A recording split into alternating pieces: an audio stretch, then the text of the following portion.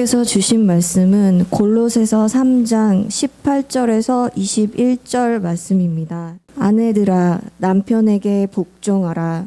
이는 주 안에서 마땅하니라. 남편들아 아내를 사랑하며 괴롭게 하지 말라. 자녀들아 모든 일에 부모에게 순종하라. 이는 주 안에서 기쁘게 하는 것이니라. 아비들아 너희 자녀를 노엽게 하지 말지니 낙심할까 함이라. 아멘.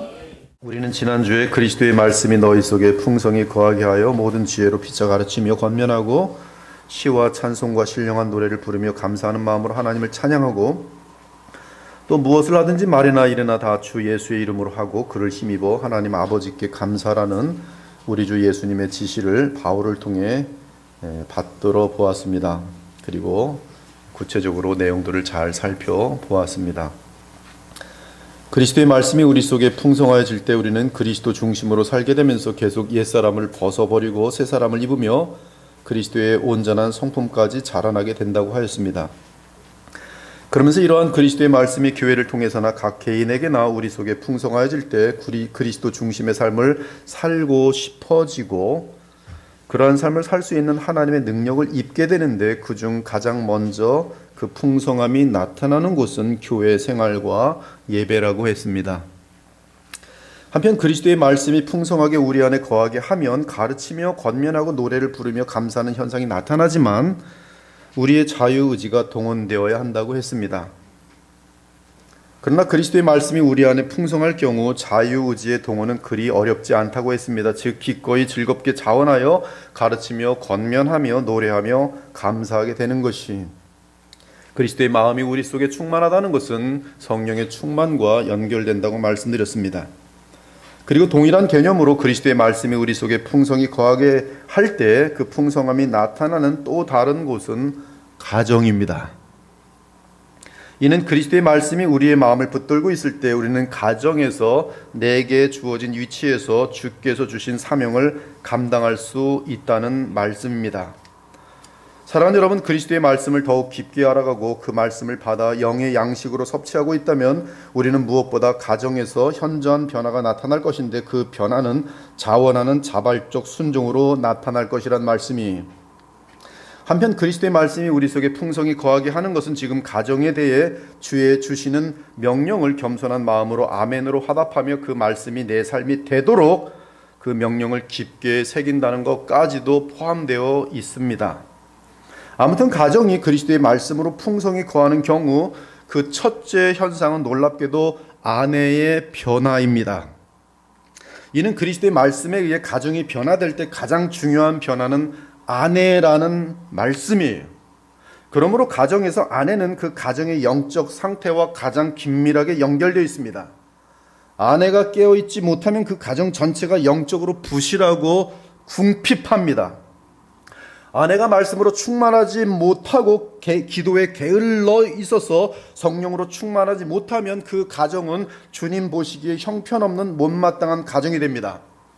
또한 아내는 자녀들이 어렸을 때 가장 많은 영향을 끼치게 되는데 그리스도와 하나님을 사랑하지 않는 성령 충만함이 없는 엄마가 그 자녀에게 어떤 은혜를 전달할 수 있겠습니까? 그러므로 자녀들은 그 엄마 밑에서 세상을 담게 되어 있습니다. 이에 성경은 한 가정의 영적 상태의 변화와 관련하여 가장 먼저 변화되어야 할 사람을 아내로 봅니다. 그러면 왜 그리스도의 말씀 즉 성령께서 역사하시는 복음은 아내의 변화를 가장 먼저 의도하고 있습니까? 그 이유는 아내가 그리스도의 말씀을 남편 아담보다 먼저 어겼기 때문입니다. 그리고 아내 때문에 아담이 쓰러졌기 때문이요 엄마 때문에 자녀들이 부패하였기 때문입니다. 이러한 이유 때문에 그리스도께서는 바울을 통해 다음과 같이 명하셨어요. 여자는 일체 순종함으로 조용히 배우라. 지금 이 시대에 많이 물든 사람들은 이 성경을 찍고 싶을 것입니다. 이건 성경은 다 마음에 드는데 이건 아니야. 찍고 싶을 것이. 여자는 일체 순종함으로 조용히 배우라. 하나님의 말씀입니다. 여자가 가르치는 것과 남자를 주관하는 것을 허락하지 아니하노니 오직 조용할지니라. 지금 여인들 중에 욱 하오른 사람들은 지금 세상에 많이 물든 것이 이는 아담이 먼저 지음을 받고 하와가 그 후며 아담이 속은 것이 아니고 여자가 속아 죄에 빠졌습니다. 그래서 가정에 대해 그리스도의 말씀이 주어질 때는 언제나 아내를 향한 명령부터 나옵니다. 신기하지 않습니까? 원래는 가정의 머리는 남편이기 때문에 남편에게 먼저 명령이 주어지는 것이 타당합니다. 그러나 하나님께서 온전한 가정을 세우셨을 때 아내 하와가 먼저 유혹에 빠져 가정을 망쳐 놓았기 때문에 주의 명령은 가정의 회복에 있어서 먼저 아내에게 주어지고 있어요. 그 신뢰로 직접 확인하겠습니다. 먼저 에베소서입니다. 아내들이여 자기 남편에게 복종하기를 주께 하듯 하라. 이는 남편이 아내의 머리됨이 그리스도께서 교회의 머리된 것 같음이니라. 그가 바로 몸의 구주시니라. 남편들아 아내 사랑하기를 그리스도께서 교회를 사랑하시고 그 교회를 위하여 자신을 주신같이 하라. 남편들도 자기 아내 사랑하기를 자기 자신과 같이 할지니 자기 아내를 사랑하는 자는 자기를 사랑하는 것이라. 그리고 우리의 본문 골로새서입니다. 아내들아 남편에게 복종하라. 이는 주 안에서 마땅하니라. 남편들아 아내를 사랑하며 괴롭게 하지 말라. 자녀들아 모든 일에 부모에게 순종하라. 이는 주 안에서 기쁘게 하는 것이니라. 아비들아 너희 자녀를 노엽게 하지 말지니 낙심할까 함이라.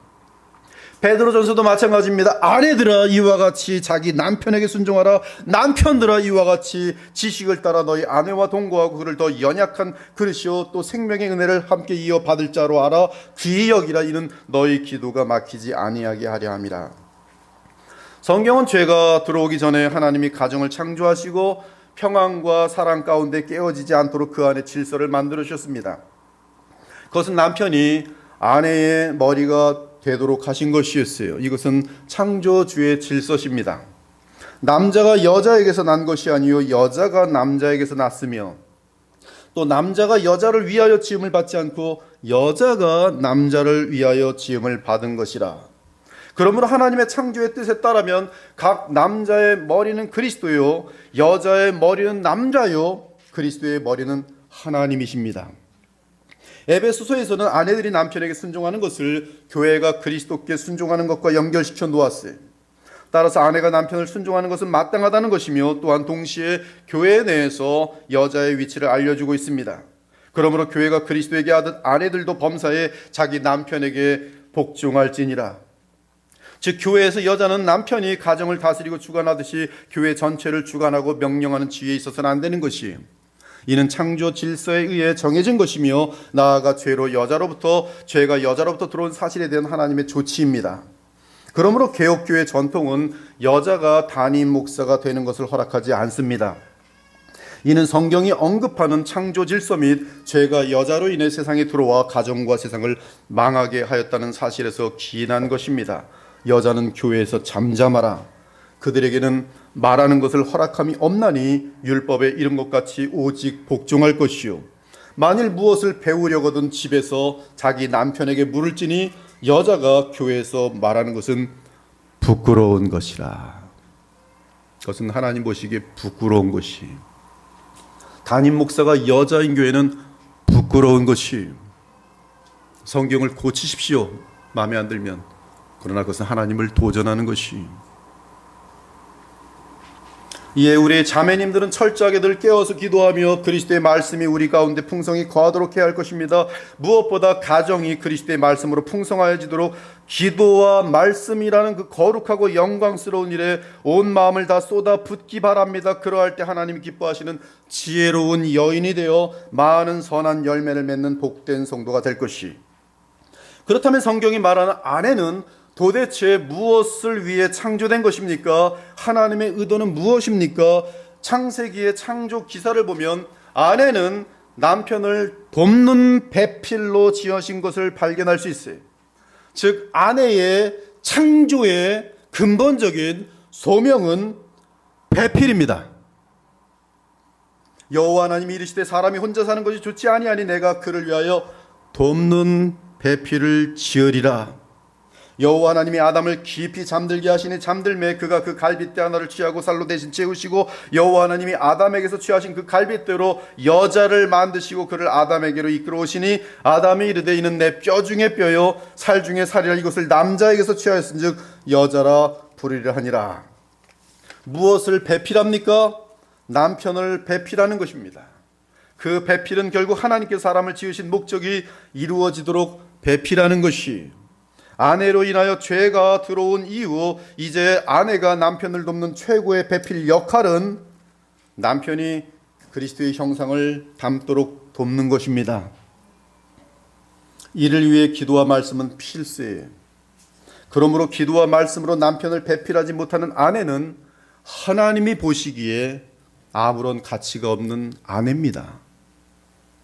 또한 배필을 한다는 것은 남편보다 더욱 기도와 말씀으로 깊어져서 남편을 영적으로 배필하는 것이기 때문에 더 많이 알아야 돼요. 실력이 있어야 돕지요. 그리고 자녀들에게도 믿음의 본이 될 수 있어요. 그러므로 그리스도께서 바울을 통해 말씀하십니다. 아내들아 남편에게 복종하라. 그렇습니다. 아내들은 남편에게 복종해야 합니다. 여기서 개역개정이 복종하라고 번역한 원어는 휴포타세스세인데 2인칭 피동태 동사로 되어 있어요. 피동태예요. 즉 외적인 강요나 압박 때문이 아니라 내가 기꺼이 스스로 복종하는 것을 말합니다. 피동태로서 내가 나를 복종시키는 것이, 기꺼이 즐겁게 자원하여 복종하는 것이, 이는 아내의 내면에서 하나님과의 교통에서 나오는 힘으로 남편에게 순종하라는 뜻입니다. 그러므로 남편에게 복종 또는 순종하는 원천은 하나님과의 교통에 있기 때문에 놀랍게도 그 순종은, 아내의 순종은 온유와 맞물려 있어요. 온유라는 것은 내 마음에 영적인 에너지가 충만하여서 이 외부의 환경에 의해서 요동되지 않는 능력이 온유예요. 그래서 베드로는 아내들에게 순종을 언급할 때 정확하게 그들의 내면에서 흘러나오는 힘, 즉 온유로 하라고 알려주고 있습니다. 오직 마음에 숨은 사람을 온유하고 안정된 심령에 썩지 아니할 것으로 하라. 이는 하나님 앞에 값진 것이니라. 전에 하나님께 소망을 두었던 거룩한 부녀들도 이와 같이 자기 남편에게 순종함으로 자기를 단장하였도다. 사라가 아브라함을 추라칭하여 순종한 것 같이 너희는 선을 행하고 아무 두려운 일에도 놀라지 아니하면 그의 딸이 된 것이니라. 그러므로 그리스도 안에서 주의 말씀으로 말미암아 복음의 능력으로 성장하는 믿음의 딸들은 하나님과의 교통에서 누리는 평강의 온유함 가운데 주의 권위를 대표하는 남편에게 기꺼이 자원하여 순종하는 것이, 이는 반대로 말하면 하나님 안에서 이러한 덕을 복음의 능력으로 말미암아 소유하지 못한 여성은 아내가 되었을 때 다른 이유로 남편에게 순종할 수는 있어도 그 순종이 절대적인 하늘의 원칙과 능력에서 나온 것이 아님을 알 수 있습니다. 따라서 환경이나 조건이 바뀌면 남편에게 순종하지 않을 수 있는 것이에요. 왜? 순종한 이유가 하나님으로부터 오는 그것이 아니기 때문에. 그동안은 나보다 힘이 세니까 순종했고, 돈을 주니까 순종했고, 사회적인 지위가 있으니까 순종했는데 그게 다 없어지면 내가 왜 너한테 순종해? 바뀌는 것이에요. 멸시하는 것이. 그래서 남편이 불구가 되거나 사회적 지위를 잃으면 순종은 켜녕 멸시하고 박대하는 아내들이 많아져요. 과거에는 안 그랬어요. 근데 이제 남편이 힘이 없다는 것이, 집에 앉아서 밥만 3끼 먹는다는 것이 가장 싫어합니다.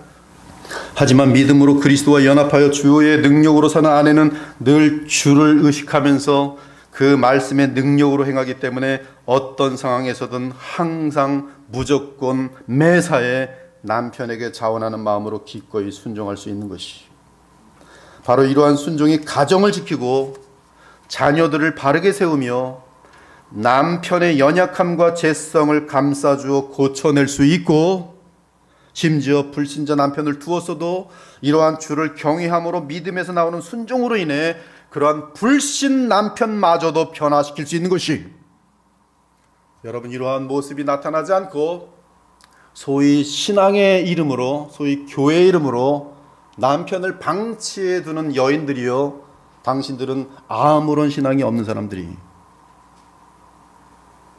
이 불신 남편이라도 주를 경외하는 그 경외함 때문에 그가 어떠하든 멸시하지 않고 하나님 때문에, 그리스도 때문에 순종하는 자들만이 그 불신자 남편이 감동하여 주께로 돌아올 그 가능성은 더욱 높아지는 것이, 아내들아 이와 같이 자기 남편에게 순종하라. 이는 혹 말씀을 순종하지 않는 자라도 말로 말미암지 않고 그 아내 행실로 말미암아 구원을 받게 하려 함이니 너희의 두려워하고 정결한 행실을 봄이라.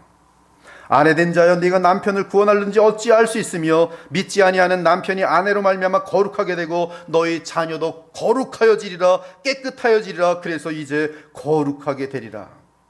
그러나 그리스도의 말씀을 모르는 아내의 경우는 상황과 환경에 따라 얼마든지 악녀 또는 탕녀가 되고 나아가 음녀도 될 수 있습니다. 그리고 그들의 특징은 일반적으로 남편에게 대들며 다투고자 해요. 즉 남편의 약점을 붙들고 깎아내리기에 바쁩니다. 사람들 앞에서도 늘 남편을 뒤에서 흉보고 깎아내립니다. 이러한 아내는 거듭나서 변화해야 하는데 그렇지 않을 경우 이러한 아내와 사는 남편은 참으로 불행한 자들이. 사실 죄가 들어온 이후 아내의 가정, 이 아내의 가장 큰 죄성은 남편에게 대드는 것이. 창세기 3장 16절을 보면 범죄한 여자에게 하나님이 내리시는 심판 내용이 있습니다. 또 여자에게 이르시되 내가 네게 임신하는 고통을 크게 더하리니 네가 수고하고 자식을 낳을 것이며 너는 남편을 원하고 남편은 너를 다스릴 것이니라. 인류에게 처음 죄가 들어왔을 때 아담과 하와에는 각각에게 큰 죄성이 임하게 되었습니다. 하와가 먼저 아담보다 사탄에게 속아 넘어갔고 그 남편에게 죄를 짓도록 하는데 그 과정에서 아내는 남편보다 머리에 서려는 속성이 생겨났어요. 죄가 들어오는 과정에서 아내에게는 남편의 머리 위에 서려는 죄된 속성이 생겨났어요.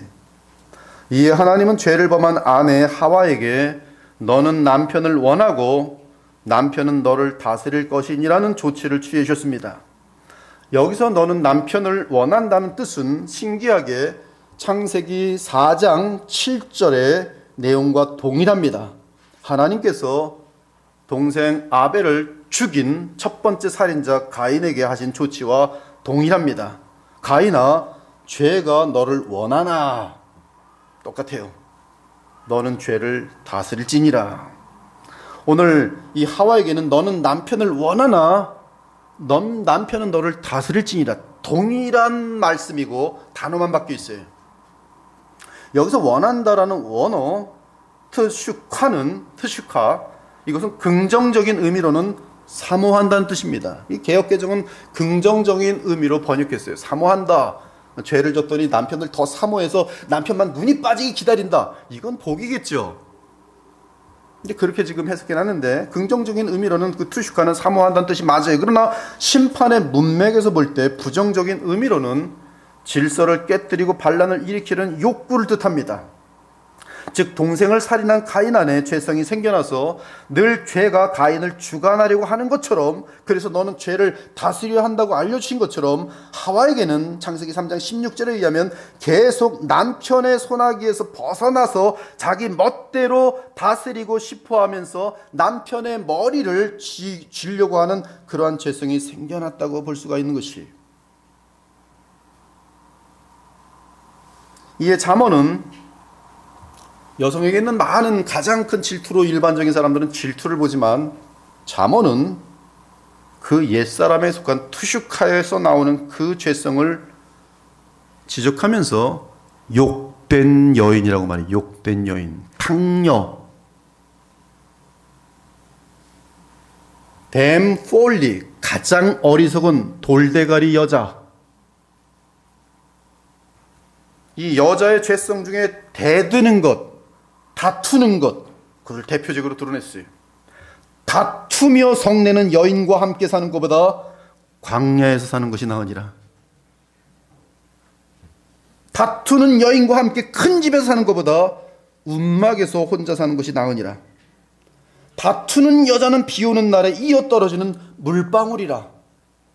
다투는 여자랑 사는 것은, 이 남편은 피곤해서 일하고 집에 들어왔는데 또 그냥 날벼락을 당하는 거야. 잔소리 그냥. 왜 늦게 왔어? 오늘 뭐야? 뭐 하는 거야? 다투고자 하는 거야. 남자는 둘 중에 하나예요. 소리 지던지 아유 나갈래. 있을 수가 없어요. 이런 아내는 남편과 가정에 욕을 끼칩니다. 욕을 끼치는 여인은 그 지아비의 뼈가 썩음 같게 하느니라. 이러한 여인을 둔 남편은 그 뼈가 썩어 들어가요. 그러나 온유함이 넘치는 덕이 있는 아내, 즉 그리스도의 말씀이 풍성히 거하는 가운데 하나님을 경외하며 교통하는 아내는 남편에게 순종하며 항상 유익을 끼칩니다. 유덕한 여자는 존영을 얻느니라. 어진 여인은 그 지아비의 면류관이라. 잠언에서 그리스도의 말씀이 풍성히 거하는 아내의 모습을 그려놓았습니다. 누가 현숙한 여인을 찾아 얻겠느냐? 잠언 31장입니다. 그의 값은 진주보다 더하니라. 그런 자의 남편의 마음은 그를 믿나니 산업이 핍절하지 아니하겠으며 그런 자는 살아있는 동안에 그의 남편에게 선을 행하고 악을 행하지 아니하느니라. 그의 남편은 그 땅의 장로들과 함께 성문에 앉으며 사람들의 인정을 받으며 그 아내는 능력과 존귀로 옷을 삼고 후의를 웃으며 입을 열어 지혜를 베풀며 그의 혀로 인애의 법을 말하며 자기의 집안일을 보살피고 게을리 얻은 양식을 먹지 아니하나니 그의 자식들은 일어나 감사하며 그의 남편은 그녀를 항상 칭찬하기를 덕행 있는 여자가 많으나 그대는 모든 여자보다 뛰어나다 하느니라. 고운 것도 거짓되고 아름다운 것도 헛되나. 여러분이 이 잠언 31장의 30절이 무엇과 연결되지 아세요? 전도서랑 연결돼요. 하벨. 그 단어가 그대로 쓰여 있어요. 처음 나오면서 그대로 연결됩니다. 이 고운 것도 거짓되고 아름다운 것도 헛되나. 여러분 자매님들이요, 이 고운 것도 거짓되고 아름다운 것이 헛된 것을 빨리 배우셔야 돼요. 그래야지 명품 사들고 다니지 않아요. 오직 여호와를 경외하는 여자는 칭찬을 받을 것이라. 그 손의 열매가 그에게로 돌아갈 것이요 그 행한 일로 말미암아 성문에서 칭찬을 받으리라. 그러므로 아내가 남편에게 순종하는 것은 주 안에서 마땅합니다. 아내들아 남편에게 순종하라. 이는 주 안에서 마땅하니라. 주 안에서 마땅합니다. 아내들은 죄가 들어오기 전에도 창조의 질서에 의해 남편에게 순종하는 것이 마땅합니다. 하물며 죄가 들어온 후 그 질서를 무너뜨리고 싶은 욕망이 생겨났으니 더더욱 지금 우리 아내들은 남편에게 순종해야 마땅한 것이. 그렇습니다. 아내가 남편에게 순종하는 것은 주 안에서 마땅한 것입니다. 즉 주의 뜻이라는 말씀이. 그러므로 아내들은 그리스도의 뜻이기에 남편에게 순종하는 것입니다. 이 사실을 기억하기 바랍니다. 아내인 내가 내 남편에게 순종하는 이유는 주 예수님 때문이, 그리스도의 말씀 때문입니다. 아멘입니까? 이 사실만 기억한다면 아내들은 하나님이 원하시는 자리에 머무는 것이 쉬워집니다. 물론 결혼이라는 테두리 밖에서는 남자와 여자의 질서는 동일합니다. 결혼 밖에서는 남자가 여러분 주거나 네가 뭔데? 그 말도 안 되는 거예요. 이건 정신 나간 사람들이에요. 이 페미니즘이 이것이 성경이 가르치는 줄 알고 무슨 뭐 여성 운동을 하는데 그거 아니에요. 언약 속에 가정에서만 그런 거예요. 가정이 머리가 둘이 되면 안 되지 않습니까? 밖에 나가면 상관없어요. 다 동일한 사람일 뿐이에요. 그러나 결혼 딱 하면 아내는 남편에게 순종하지 않으면 그러면 이거 어떡하겠어요? 가정이 깨지지. 아니면 남편이 그냥 종이 되든지 아내. 그러나 하나님께서 그렇게 정하지 않으셨단 말씀이. 그리고 하나님의 창조의 원칙에 따르면 남편은 자기를 믿고 따라주며 순종하는 아내에게 한없는 본능 및 사랑을 느끼게 되어 있습니다. 믿으시기 바랍니다. 지혜로운 여인들이여 믿으시기 바랍니다. 사랑받는 비결이에요. 그러므로 남편에게 순종하는 아내치고 남편에게 버림받는 아내는 한 사람도 없습니다. 반면 남편은 아내를 자기 생명처럼 사랑할 때 아내의 순종을 얻어내기 쉽습니다. 그러면 누가 먼저 손을 내밀어야 합니까? 순종은 아내가 먼저 손을 내밀고 사랑은 남편이 손을 먼저 내밀어야 돼요. 내가 왜 집니까? 아니에요. 지는 문제가 아니에요. 내밀 게 손이 틀려요. 한편 아내가 남편에게 복종하는 범위는 정말로 엄청납니다. 그 범위는 하나님의 뜻에 어긋나지 않다면 전부 복종해야 합니다. 힘들죠? 이 세상에 문화에 물든 여인들이 힘들죠? 이 설교를 들으면서 분노할 여인들이 얼마나 많은지 저는 알고 있습니다. 그러나 이것이 하나님의 말씀이에요. 가정을 세울 수 있는 유일한 이 아내들로부터 깨어 있어야 할 반석입니다. 그렇지 않으면 전 세계가 무너질 것이에요. 전 가정이 무너질 것이에요. 저는 담대히 여러분들의 가정이 복을 받길 원하여 담대히 창조주 하나님의 말씀 그대로 전하고 있어요. 사실 이렇게 전해서 떠난 사람들 있어요. 그러나 두렵지 않습니다. 왜? 저를 심판하실 분은 예수 그리스도시기 때문입니다. 이 범인은 하나님의 뜻에 어긋나지 않다면 전부 복종하는 것이, 그 복종은 교회가 주 예수 그리스도께 해야 하는 만큼 복종해야 합니다. 사실 남편에 대한 아내의 복종은 주님 그분께 복종하는 것과 다를 바가 없이, 그러므로 남편에게 복종하는 것은 그 남편의 어떤 조건이나 원인 때문이 아니라 하나님과 우리 구세주 그리스도의 명령이기 때문에 순종해야 한다는 것을 평생 잊지 않기 바랍니다. 아내들이여 자기 남편에게 복종하기를 주께 하듯 하라. 이는 남편이 아내의 머리됨이 그리스도께서 교회의 머리됨과 같음이니 그가 바로 몸의 구주시니라. 그러므로 교회가 그리스도에게 하듯 아내들도 범사의 모든 일에 자기 남편에게 복종할지니라. 사라가 아브라함을 주라 칭하여 순종하고 같이 너희는 선을 행하고 아무 두려운 일에도 놀라지 아니하면 그의 딸이 된 것이니라. 즉 아내는 남편이 그녀의 머리요 그녀가 속한 주인이며 따라서 순종해야 할 뿐만 아니라 자원함으로 순종하고 기쁨으로 순종하고 나아가 경외함으로 순종해야 하는 것이, 이것이 주 안에서 마땅합니다. 그러면 하와 때문에 이렇게 된 것을 왜 이 시대의 여성으로 태어난 나에게 엄한 요구를 하십니까? 라는 질문이 생길 수 있어요. 그렇잖아요.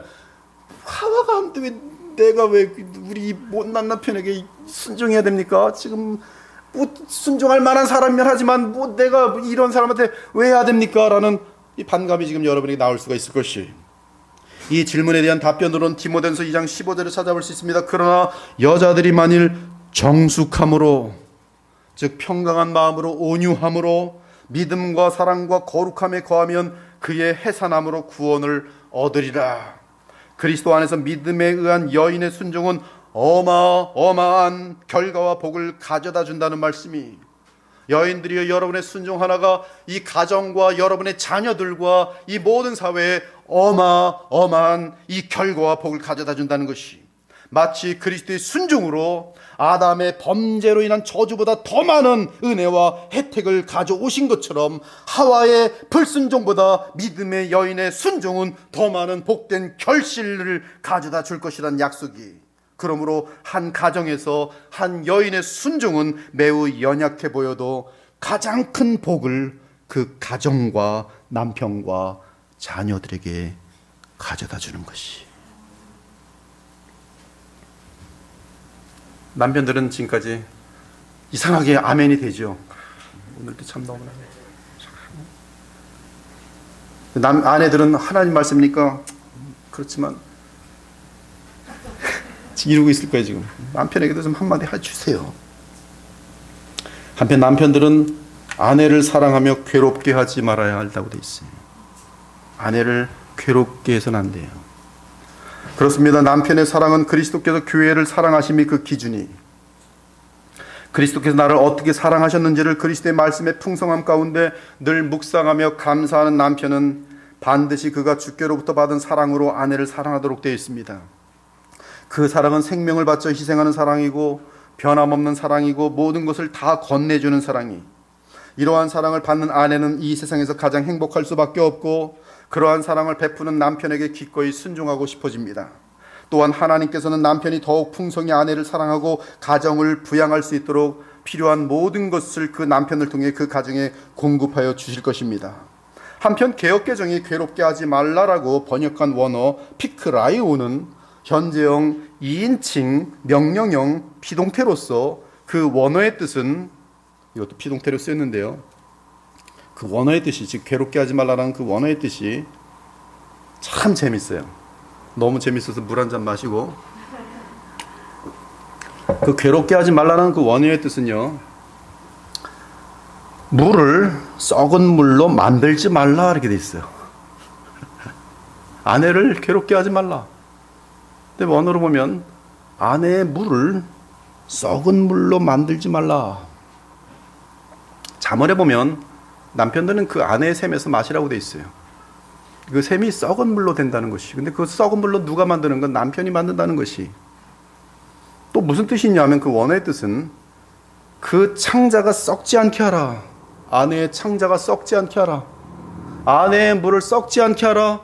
그 아내의 창자가 썩지 않게 하라. 이렇게 돼 있어요. 남편들이요, 저도 성경대로 원어대로 여러분에 선포합니다. 여러분의 아내의 창자를 썩히지 마십시오. 여러분의 아내들의 물을 썩는 물로 만들지 마십시오. 목사님 너무 재밌는데 무슨 뜻입니까? 이는 두 가지 의미가 있는데, 아내를 방치하지 말라는 명령이고요, 그것은 물을 더럽히는 것이, 깨끗한 물을 흘리게 해야 되는데 썩는 물이 되는 것이, 여러분 아무리 물도 여기다 일주일 두면 썩습니다. 방치하지 말라는 명령이. 또한 아내의 마음이 썩지 않도록 하라는 뜻이, 어떻게 하는 것이 아내의 마음을 썩게 하는 것입니까? 물론 이 뜻은 아내의 마음이 괴로움을 겪는 것을 포함합니다. 그러나 잘 생각해 보기 바랍니다. 언제 아내의 마음이 가장 많이 썩습니까? 언제 그 마실 수 있는 맑은 물이 마실 수 없는 썩는 물이 됩니까? 놀랍게도 아내가 가장 마음이 상하는 때는 두 가지인데, 하나는 방치고, 방을 치운다는 게 아니라 방치하고, 다른 하나는 결혼 언약을 깨트리는 것이, 방치와 결혼 언약을 깨트리는 것. 이 방치는 보호와 공급과 사랑의 의무를 행하지 않는 것입니다. 남편의 사명은 그것인데 그걸 안 하고 있는 것이 방치. 돈을 벌어오지 않는 것이, 돈을 벌어오지 않는 남편은, 돈을 벌 수 있는데 벌어오지 않는 남편은 아내의 물과 마음을 썩히는 주인공들이, 돈 벌어오지 않는 남편, 하루 종일 남편이 빈둥거리며 가정을 위해 아무런 도움을 주지 못하는 비생산적인 일을 하는 것. 그래서 도리어 아내가 공급해야 하고, 가정을 보호해야 하고, 자녀들도 공급해야 되고, 그 사명은 아내에게 주어진 것이 아니기 때문에 속이 썩도록 되어 있어요. 또한 아내를 방치한다는 것은 아내보다 더 사랑하는 것이 생겼다는 뜻입니다. 보통 그런 현상은 남편의 이기심에서 비롯되곤 해요. 아내에게 더 이상 관심을 주지 않고 아내보다 동물로 상징되는 다른 모든 피조물들을 더 사랑하는 것이 바로 아내의 물을 썩히는 방치. 아담을 보면, 아담은 아내에게 속아서 범죄하여 죄를 짓습니다. 그 온 가정이 쫄딱 망하게 됩니다. 그 비참이 너무 큰 나머지 죽도록 사랑하던 아내를, 이 아담은 그 죽도록 사랑하던 아내를 위하는 마음이 많이 달라집니다. 순식간에. 그리고 그때부터는 일이 잘못되면 무조건 아내를 탓하는 죄성이 생겨났어요. 하나님이 주셔서 나와 함께 있게 하신 저 여자가, 그가 그 나무 열매를 내게 주므로 내게 먹었나이다. 그래서 망하였나이다. 하나님이 주신 저 여자가, 나는 잘못한 것 같고 제가 나를 줘서 먹어서 우리가 같이 망한 것입니다. 하나님이 주셨잖아요. 제 줬잖아요. 제 이기심. 그 일반적으로 이기주의 죄성이 남편에게 깊게 들어갔어요. 그리고 아내보다 다른 피조물의 마음을 두는 현상이 나타났습니다. 이로 인해 아내를 방치하게 됐어요. 어떤 남편은 매일 바쁘게 일한다면서 일주일 내내 일만 하다가 전혀 아내를 위한 시간을 내지 않습니다. 그러다가 어쩌다 시간이 나면 새벽부터 일어나서 낚시하러 가거나 등산을 가버려요. 아내와 함께 가면 얼마나 재밌겠습니까? 그러나 아내를 데려가지 않아요. 귀찮다는 것이. 자기는 신나게 아내를 방치했다가 일한다고 방치해뒀다고, 그다음에 자기 혼자 여행 떠나고서 혼자 또 놀러 다니는 거예요. 이것이 아내를 방치하는 것이. 어떤 남편은 게임에 중독돼서 아내를 방치해버립니다. 주식 투자에 중독되어 있는 사람도 있어요. 도박에 중독되어 있고, 텔레비전에 중독되어 있고, 동영상에 중독되어 있고, 음란에 중독되어 있기도 합니다. 심지어 다른 여자와 바람이 난 남편도 있어요. 더욱이 아내보다 자기 자녀들만 사랑하거나 심지어 개를 아내보다 더 사랑하는 그러한 어리석은 이상한 남자들도 셀 수 없이 많습니다. 아내는 하나도 방치해버리고 아내가 낳은 애기만 이쁘다 그래. 그래갖고 아들 편, 딸 편, 딸 사랑하는 거야 정상이죠. 근데 문제가 아내보다 딸을 더 사랑하는 것이, 아내를 사랑하지 않는 정도가 아내를 방치해버리고 딸만 사랑하는 것이, 그때 여자의 깨끗한 물은 썩는 물이 돼요. 그의 창자는 썩습니다. 돈밖에 모르는 남편이 있어요. 살림해야 되는데 살림도 못하게 만들어요. 계속 돈 가지고 따지면서. 친구랑 노느라고 집에 들어오지 않는 남자들 셀 수 없이 많아요. 무슨 동창회 간다고 동창들끼리만 맨날 만나고 앉아있고, 아내는 항상 집에 외롭게 있어요. 이들은 아내를 방치합니다. 이런 남편과 사는 아내는 늘 혼자 있으면서 외롭습니다. 남편이 여전히 옛사람에게만 속하여 끝없는 이기심에 머물 때 아내는 썩물처럼 됩니다. 그 창자가 썩어 들어갑니다. 그러나 아내보다 다른 피조물을 더 사랑한다는 것은 사실 그 아내를 주신 하나님을 우습게 여기는 것이, 또한 아내를 소중히 여기지 않는 것은 그 아내를 주신 하나님을 업신 여기는 것입니다. 여호와 하나님이 흙으로 각종 들짐승과 공중의 각종 새를 지으시고 아담이 무엇이라고 부르나 보시려고 그것들을 그에게로 이끌어 가시니 아담이 각 생물을 부르는 것이 곧 그 이름이 되었더라. 그리고 아담은 동물들을 다 씌어보면서 그 속성을 알아하는데 다 마음에 안 들어요. 난 얘랑 살 수 없어요. 돼지랑 살기 싫어요. 말도 안 됩니다. 말이라는 그 홀수도 안 됩니다. 사자도 아니에요. 다 거절했어요. 하나님, 얘는 어때? 얘는 어때? 동물들 계속. 아담이 모든 가축과 공중의 새와 들의 모든 짐승에게 이름을 주니라. 아담이 그럼에도 불구하고 돕는 배필이 없으므로. 그래서 하나님이 최고의 선물을 만들어 주신 것이 누구예요? 하와예요. 분명히 죄가 들어오기 전에 남편은 아내만으로 만족할 수 있을, 너는 내 뼈 중에 뼈, 살 중에 살이라, 너무 좋아서 너무 행복해서 감사해서 아내로 인하여 하나님께 얼마나 많은 찬양을 올렸는지 몰라요. 아담이 더 이상 이젠 부러울 것이 없어요. 더 이상 마음에 불만이 없어요. 다른 모든 것에는 별 관심이 없고 헛됨을 느꼈습니다. 만족이 없습니다. 그런데 하와를 만났을 때 모든 허망함이 사라지고 최고의 만족을 느꼈어요. 이 청년들 보면, 남자들 보면 아내를 만나기 전까지 방황 엄청나게 합니다. 엄청나게 방황해요. 뭐 다른 거 다 필요 없어요. 계속 기도합니다. 주님, 결혼 좀 시켜주세요. 결혼 좀 시켜주세요. 여러분, 자매들보다 남자들이 더 심합니다. 딱 주면 방치해버려요. 하지만 죄가 들어온 이후 아담은 자기 아내를 전혀 낯선 사람처럼 대해요. 그 대신 다른 피조물의 마음을 주게 됩니다. 그러나 아내 외에 다른 것에서 참된 만족을 얻을 수 없습니다. 이는 그 남편의 마음이 우상으로 가득하기 때문인 것이. 그러나 하나님은 아내를 탓하며 이기주의에 물든 남편 아담에게 그 죄성을 이기고 원래 상태로 돌아갈 수 있도록 하셨어요. 그것이 거듭난 남편의 가장 중요한 특징 중에 하나입니다. 그래서 거듭난 남편은 언제나 그리스도께서 우리를 먼저 사랑하신 것처럼 아내를 먼저 사랑하기 시작합니다. 물론 그 남편은 아내보다 하나님과 그리스도를 더 사랑합니다. 하지만 그 남편은 그리스도 안에서 도리어 무한한 사랑으로 아내를 사랑하게 됩니다. 그리스도께서 교회를 사랑하시고 그 교회를 위하여 자신을 주신 같이 거듭난 남편은 아내를 사랑하되 아내를 위해 자기 생명을 바치는 삶을 살기 시작합니다. 이는 내 것을 챙기는 이기심을 버리고 모든 좋은 것을 아내에게 주며 아내를 내 몸처럼 아끼며 사랑하며 살게 된다는 말씀인 것이. 이처럼 거듭난 남편은 언제나 그리스도께서 우리를 먼저 사랑하신 것처럼 아내를 먼저 사랑해야 합니다. 아내의 연약함에도 불구하고 먼저 사랑해야 합니다. 아내의 죄성이 보여도 먼저 사랑해야 합니다. 사랑이라는 것은 먼저 양보하는 것이며 먼저 지는 것이에요. 남편들이여, 아내들에게 지십시오. 그것이 사랑이. 먼저 화해의 손을 내미는 것이며 먼저 사랑을 솔선수범하여 행하는 것입니다. 심지어 내 목숨까지 버리기까지 아내를 사랑함이 그리스도의 영으로 거듭난 이 땅의 남편에게 요구되는 가장 중요한 그리스도의 명령이. 무엇보다 아내를 향한 남편의 사랑은 그리스도의 사랑이 기준이기 때문에 영원한 사랑이어야 하며 결코 그 입에서 이혼이란 말이 나와서는 안 돼요. 또한 남편의 사랑은 아내를 위한 죽기까지 사랑하는 사랑이지만 언제나 영원한 보람이 있는 보람된 목적이 있는 사랑입니다. 그 목적은 바로 아내와 함께 손을 붙들고 그리스도의 형상을 닮아가는 것이며 하나님의 나라와 그의 의를 세우는 것이. 유대인들이 돈 많이 벌면 뭐 하는지 아세요? 자기네 이스라엘 나라에 다 도네이션 합니다. 그래서 이스라엘 나라는 나라가 엄청나게 강한 것이.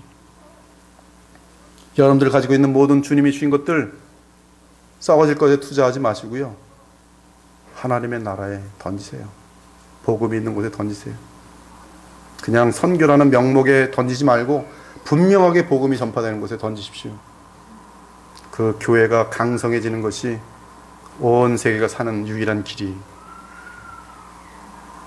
하나님의 나라와 주의 의를 세우는 것, 그것이 가정의 뜻을 맞춰서 해야 될 일들인 것이, 즉 그리스도의 형상을 닮아 온전하게 영적으로 성장하고 하나님의 영원한 나라를 위해 쓰임받는 가정이 될 수 있도록 아내를 인도할 사명이 남편에게 있는 것이, 그러므로 남편들 역시 이렇게 불가능해 보이는 사랑으로 아내를 사랑해야 하기 때문에 일반 인간의 힘으로는 가능하지 않고 반드시 성령의 충만함을 따라 사랑해야 합니다. 이는 다른 말로 하면 그리스도의 말씀이 너희 속에 풍성히 거하게 함으로 복음의 능력을 따라 이러한 사랑으로 아내를 사랑해야 하는 것이요, 남편들이 이러한 사랑으로 사랑할 때 결코 아내 마음의 괴로움, 즉 그 창자가 썩는 일이 없게 될 것이. 사랑하는 여러분, 성경의 모든 권위는 언제나 더 낮아짐으로, 섬김으로 나타납니다. 저는 이 지금 방금 말한 것을 쉬지 않고 저한테 되풀이합니다. 이 담임 목사의 자리에 있기 때문에 이 가번, 다스림의 자리에 있기 때문에 조금만 깨어있지 않으면 이것을 세력으로 만들 가능성이 너무나 커요. 그런데 하나님 나라에서의 권위는 섬김으로 나타나도록 주님께서 정하셨어요. 그러므로 남편들이요, 남편은 아내 위에 권위를 갖고 있지만 그 권위는 무엇을 통해서 나타나냐면 아내와 자녀들을 섬김으로 나타나야 되는 것이, 그러한 권위만이 영원히 섭니다. 따라서 남편은 아내에게 폭군처럼 행하거나 독재자가 되어서는 안 됩니다. 아내는 하나님의 뜻에 위반되지 않는 한 남편에게 순종하는 것이 온유이며 아내의 역할이지만, 남편은 그러한 아내를 존귀하게 여기고 아내의 지혜를 들어보고 무엇이든 상의한 후에 최종 결정을 내려간다면 가장 원만하고 행복한 가정이 될 것이, 남편들이요, 주께서 주신 권위로 연약한 그릇을 소중히 여기듯 아내를 섬기며 그 아내를 위하여 사랑으로 보호하고 공급하고 부양하며 희생하기 바랍니다. 그러나 삶과 성품의 본으로 아내를 늘 그리스도께로 인도해야 합니다. 그러므로 멸시하는 말, 폭언, 폭행, 욕, 누늘김, 그리고 공급하지 않음으로 협박함, 아주 째째한 남자들은 아내가 말 안 들으면 용돈 안 줘요. 이것은 지금 이게 잘못된 것이죠. 공급하지 않음으로 협박함, 노예로 만듦, 아내를 노예로 만드는 것이 뭐 이렇게 신이 납니까? 그런 것은 아내를 사랑하는 모습은커녕 하나님의 뜻에 철저하게 위배되는 행위로서 반드시 비참함을 겪게 될 것이. 그러므로 남편들이요, 아내를 소중히 여기며 죽도록 사랑하기 바랍니다. 이제 그리스도의 말씀이 풍성히 거하는 가정에서 자녀의 모습을 묘사합니다. 그들은 모든 일에 부모에게 순종하도록 되어 있어요. 자녀들아 모든 일에 부모에게 순종하라. 이는 주 안에서 기쁘게 하는 것이니라. 물론 부모에게 순종하는 것이 악에 대한 요구까지 포함될 수 없습니다. 이는 부모보다 지극히 높으신 하나님의 명령을 부모 때문에 어길 수 없기 때문입니다. 특히 중요한 것은 18절에서 복종하라는 것과 20절에서 순종하라는 것이 다른 의미라는 것이, 이 대단히 중요한 키포인트인데요. 18절과 20절에 복종과 순종이라는 단어가 원어로 크게 다릅니다. 18절은 언약을 통해 아내가 남편에게 종속되면서 그를 머리로 하여 따르는 순종을 의미하지만, 20절의 순종은 언약과 관련한 것이 아닌 교훈 및 훈계와 관련된 것을 알 수 있어요. 그래서 2인칭 능동 명령형 휴파쿠오가 쓰입니다. 18절에 복종하라고 번역된 원어는 후포타세시스로서 2인칭 피동태 동사였는데, 지금 이 20절에서는 2인칭 능동 명령형 휴파쿠오예요. 이 휴파쿠오에서 가장 중요한 개념은 청종입니다. 주목해! 엄마 아빠 말할 때 그러죠. 애들이 야야야 주목해! 그것이 지금 이 휴파쿠오예요. 즉 부모가 말할 때 딴청 부리지 않고 집중해서 듣게 하는 것이, 그러면 그 요구가 자녀에게 들어가서 행동으로 나타나게 돼 있어요. 이러한 청종하는 자세를 자녀들에게 언제 만들어줘야 하면 어릴 때일수록 좋습니다. 그래서 하나님께서는 그들의 죄성과 어리석음이 어릴 때부터 제거될 수 있도록 매를 허락하셨어요. 그래서 매사 부모가 하는 하나님의 말씀과 교훈을 놓치지 않고 배우며 성장하는 것이 순종 또는 청종의 개념이에요. 만일 이러한 의미로 청종 또는 순종을 배우지 못한 아이들은 일반적으로 대단히 반역적이고 반항적이고 질서가 없고 막무가내입니다. 이런 아이들은 가정을 파괴해요. 이러한 사람들이 교회에 들어오면 교회를 어지럽힙니다. 항상 교회에 들어오면 어지럽히는 사람은 그가 성령의 역사로 변화되지 않고서는 계속 교회를 어지럽게 만들어요. 이것저것 다니면서 어떻게 이렇게 문제를 신나게 그렇게 만들어내는지. 사회에서도 마찬가지입니다. 폐륜화예요. 그래서 결국은 이 반항심이 커지다 보니까 어디로 가냐면 조폭세계로 가는 거예요. 그래서 이 조폭에는 반항이 그냥 깊게 물든 아이들만 다 모여 있어요. 물론 그 원인이야 여러 가지가 있겠지만, 그러므로 어릴 때 부모가 하나님과 그리스도의 말씀에 위배되지 않는 교훈을 자녀들에게 철저하게 가르쳐야 하며, 자녀들은 한 가정을 꾸려 나가기까지는 부모의 권위 아래서 늘 순종해야 합니다. 즉 하나님의 말씀과 그리스도의 교훈을 배워야 한다는 말씀이, 그러므로 그리스도의 말씀에 대해 부모가 교훈할 때 또는 부모의 버금가는 어떤 권위가 요구할 때 아이들이 순종함이 그리스도를 닮아가는 아이로 성장할 수 있는 것이, 그러므로 부모에게 순종하는 것은 교회에서 순종하는 것을 포함하게 되고 사회에서 하나님이 정하신 권위 질서 가운데 순종하는 것을 뜻합니다. 학교 다니면 선생님한테 순종하는 아이가 돼야지요. 요새는 고등학생만 돼도 선생님들에게 도전하는 자기 아빠나 엄마의 권력이나 뭐 돈, 힘 믿고 많아졌어요. 이를 어릴 때부터 가르치셔야 돼요. 문제는 그러한 권위 질서를 모르는 부모들은 자녀들에게 절대로 못 가르치는 사실이에요. 그러니까 이 정말 반항심만으로 가득하게 자란 아이들은 부모가 돼도 자기네들이 거기서 벗어나지 못하니까 또 그러한 자녀가 또 나오는 거예요. 그래서 내가 부모를 싫어하는데 내가 난 아이도 나를 싫어하게 돼 있어요. 나도 부모에게 대항했는데 얘도 또 대항하게 돼 있어요. 이것이 벗어날 수 있는 유일한 길은 복음의 능력밖에 없어요. 내가 부모를 대들 때 나중에 내 자녀가 나한테 대드는 건 맛보아 보십시오. 그 비참함과 서러움을 잘 알 것이. 이러한 관점에서 자녀 교육에 대한 잠언을 이해하기 바랍니다. 매를 아끼는 자는 그의 자식을 미워함이라, 자식을 사랑하는 자는 근실이 징계하느니라. 상하게 때리는 것이 악을 없이 하나니 매는 사람 속에 깊이 들어가느니라. 새언약 시대도 하나님께서는 사랑하는 자녀들에게 유독 구체적으로 간섭하면서 징계하십니다. 하나님이 우리를 사랑하시기 때문에 여러분 항상 때려주세요. 저는 그렇게 기도합니다. 주님, 제가 주님이 원하시지 않는 길로 조금만 빗나가도 제발 주님 때려주세요. 왜? 때림받지 않고 부패하며 썩는 것보다는 매를 맞고도 주님이 원하시는 사람이 되는 것이 더 큰 복인 것을 알고 있거든요. 너희가 죄와 싸우되 아직 피 흘리기까지는 대항하지 아니하고 또 아들들에게 권하는 것 같이 너희에게 권면하신 말씀도 잊었도다. 일렀을 때 내 아들아 주의 징계하심을 경히 여기지 말고 그에게 꾸지람을 받을 때 낙심하지 말라. 주께서 그 사랑하시는 자를 징계하시고 그가 받아들이는 이시마다 아들마다 채찍질 하심이라 했으니 너희가 징계를 받으면 인내를 위함이라. 하나님이 아들과 같이 너희를 대우하시나니 어찌 아버지가 징계하지 않는 아들이 있으리요. 징계는 다 받는 것이거늘 너희에게 없으면 사생자요 친아들이 아니니라. 또 우리 육신의 아버지가 우리를 징계하여도 공경하였거든 하물며 모든 영의 아버지께 더욱 복종하며 살려하지 않겠느냐. 그들은 잠시 자기의 뜻대로 우리를 징계하였거니와 오직 하나님은 우리의 유익을 위하여 그의 거룩하심에 참여하게 하시느니라. 무릇 징계가 당시에는 즐거워 보이지 않고 슬퍼 보이나 후에 그로 말미암아 연단 받은 자들은 의와 평강의 열매를 맺느니라. 그러므로 자녀들을 사랑한다면 죄성이 드러날 때 징계하셔야 돼요. 한편 아비들은 너희 자녀를 노엽게 하지 말라고 합니다.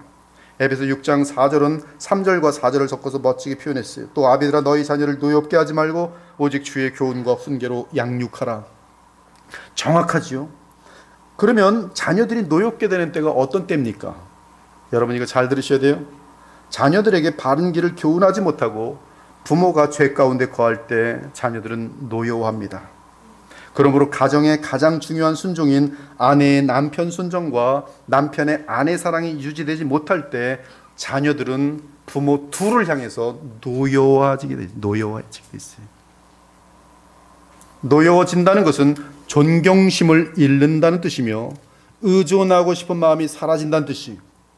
그러므로 그들은 독립할 힘만 생기면 부모의 관리에서 벗어나고자 합니다. 이것이 노여운 아이들의 반응이. 그런 형태가 가출, 방화, 자해, 거짓말, 패싸움, 중독 등 무서운 사회 범죄로 나타나는 것이.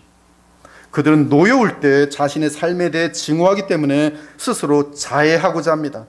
그래서 몸에서 피를 흘리게 하거나 먹지 말아야 할 것을 의도적으로 먹거나 일부러 사고를 치고 돌아다니는 것이, 이러한 현상이 노여움의 현상이. 가장 어려운 것은 부모의 권위가 사랑 없이 나타날 때 자녀들은 나이가 들면서 노여움이 들기 시작합니다. 어릴 때는 몰라서 얻어맞지만 한 중학생, 고등학생부터 아빠가 왜 나 이유 없이 때려? 왜 때린 거야? 그때부터 노여움이 생겨요. 그 자녀들에게 화풀이 하거나 그러면 큰일 나는 거예요. 엄청나게 큰일 납니다. 그러면 내가 명령했으니까 지켜야 되는 거야, 뭐 이렇게 하면 안 되는 거예요. 언제나 삶과 성품에 있어서 자녀들보다 그리스도를 온전히 닮아 있어야만 그들을 바르게 인도하며 복된 길로 이끌 수 있는 것이. 그렇지 않으면 그들은 노여움과 낙심에 빠져서 정상적인 삶을 살 수 없고 나아가 그리스도에게서 더욱 멀어질 것입니다. 그리고 그들이 그리스도에게서 멀어지는 이유 중 하나는 부모의 위선 및 이기심, 그리고 죄악과 악함 때문이. 물론 부모가 대단히 뛰어난 하나님의 사람일지라도 자녀 자체가 지독한 죄성에 물들어서 태어나는 때도 많이 있습니다. 그러나 그런 경우는 그 자녀에게 문제가 있기에 하나님께서 친히 징계하실 것이. 그러므로 결론은 아내나 남편이나 부모나 자녀 모두 그리스도의 말씀에 항복해야 합니다. 그리고 그리스도의 말씀으로 온 가정이 풍성하여지면 주의 분명한 선한 역사들이 가정 안에서 크게 나타날 것이. 그러한 가정은 천국이며 많은 사람들을 천국으로 인도하는 가정이 될 것입니다. 그러한 가정은 하나님께서 모든 면에서 생수의 강처럼 흘러넘치도록 하기 때문에 선한 일을 많이 하면서 그리스도의 나라를 든든히 세워가는 도구로 쓰임받을 것이. 그래서 그들이 천국에 들어가 주 예수 그리스도 앞에 설 때에 영원한 상급을 온 가정과 함께 받게 될 것입니다. 그러므로 아이들이 어릴수록 쉬지 말고 가정 예배를 드릴 것을 당부합니다. 예배가 불편하면 적어도 함께 성경 읽는 시간을 각각 갖도록 하거나 함께 성경 읽는 시간을, 기도하는 시간을 가지시기 바랍니다. 자녀들이 어릴 때는 함께 한 장, 찬송 한 장, 기도, 말씀 같이 읽으면 큰 도움이 되면서 아름다운 가정으로 빚어질 것이. 놀라운 것은 그 어린아이들이 어렸을 적에 가졌던 그 모든 기억들이, 즉 가정을 중심으로 한 기도와 말씀과 부모님들이 주를 향한 경외함을 본 모습들이 평생에 가장 그 부모님들에 대해서 존경의 이야기로 말합니다. 여러분이 아무리 자녀들 돈 들여서 키워도요, 걔들은 돈 얘기 단 한 번도 안 해요. 그러나 여러분들이 기도로 키우면 아이들이 우리 엄마는 나를 위해서 항상 기도하는 거 나 봤어. 그게 죽는 그날까지 그 아이에게 꽂혀 있어요. 저도 그 예외가 아닙니다. 저도 제 어머니에 대해서 다른 건 하나도 기억나지 않는데 언제나 새벽 예배에 나가서 나를 위해 기도한 사실을 항상 기억하고 있어요. 어린데도 나가시는 것을 느끼고 돌아오는 게 느껴요. 근데 그것이 나의 나 된 것은 어머니의 기도였구나. 평생 부모의 신앙을 잊지 않고 감사하게 되는 것이. 오늘 이후로 더욱 온 가정에 그리스도께서 주가 되시도록 주의 말씀에 힘쓰며 더욱 함께 거룩한 기도에 힘쓰는 천국 가정이 되기를 우리 주 예수 그리스도 이름으로 축원합니다. 아멘. 주 하나님 감사합니다. 오늘 주의 말씀을 증거했습니다. 주의 성령께서 역사하셔서 이 말씀이 열매를 맺도록 자비를 베풀어 주시옵소서. 살아계신 우리 주 예수 그리스도 이름으로 기도합니다. 아멘.